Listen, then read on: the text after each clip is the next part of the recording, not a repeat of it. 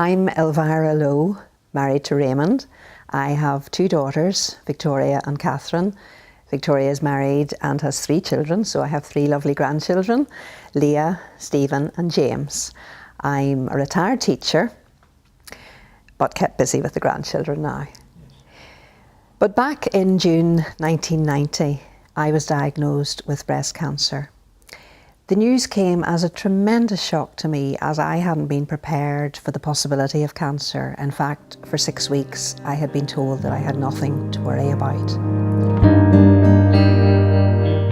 I was told that I would go in and have surgery and have the tumour removed, and then we would wait and see what the results were from the lymph nodes, etc., to see if I needed chemotherapy or not. I was told I would have radiotherapy, and it was a case then of waiting. So I suppose it was a bit of an emotional roller coaster, because one minute you were thinking, I'm sure this will be fine, and the next moment you were thinking, maybe not. Verses 7 and 8 from Psalm 63 are particularly precious to me. Because you are my help, I sing in the shadow of your wings. I stay close to you. Your right hand upholds me. And that wee verse in verse 8, I stay close to you. Another version puts it like this: my soul clings to you. And really that's what I did during those difficult weeks and months as I went through surgery and treatment. But throughout all of that time, I really did feel that I was sheltering in the shadow of God's wings.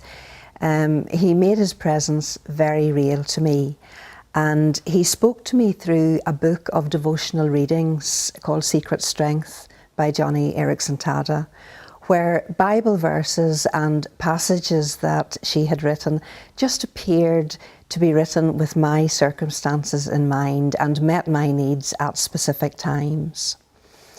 I also felt that God expressed his love for me in a tangible way, through the love and the kindness that was shown to me by family and friends, many from Crescent.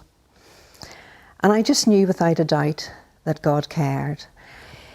5 years later, in November 1995, I found shelter in the shadow of his wings once more, when I was diagnosed with cancer for a second time. In October of 1995, 1 month previous to my diagnosis, Charles Price had been speaking at the Crescent, and he had related the story of an elderly friend of his who always claimed the promise, "For this I have Jesus," no matter what he was facing in life. And Charles had said that the story had actually inspired Graham Kendrick, the songwriter, to write a song based on this phrase. And just his whole message that evening had an impact on me, and it stayed with me. So as I was going for tests leading up to my diagnosis, I just claimed that promise, "For this I have Jesus."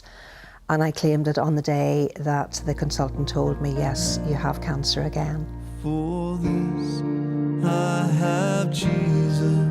Since then, I became involved with one of our local cancer charities, Cancer Focus, formerly known as Ulster Cancer Foundation, facilitating support groups, where I have had the privilege of meeting so many inspirational women. I've learned many life lessons from my experience of cancer. It has given me an appreciation of the preciousness of life and a different perspective on what is important in life. And it's opened many doors that I would otherwise never have gone through, and introduced me to many people I otherwise wouldn't have met. And it has strengthened my faith in God.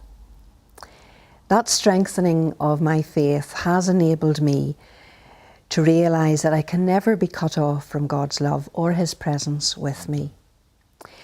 And since then, I have encountered other difficult situations in my family life where I haven't always had Bible verses jumping off the page or passages that appeared to be written with my circumstances in mind. But I know that that doesn't mean that God isn't there. I haven't always felt God's presence in such a real way as I did during my cancer experience. But I know that that doesn't mean that God isn't there. I know that trusting him is dependent on my will and not depending on my feelings. I've also learnt that He doesn't always ask us to understand in times of trouble, but He does ask us to stand firm in our faith and firm in our knowledge that He is a loving God and that He has promised never to leave us nor forsake us, but to be with us always. Oh, I have Jesus.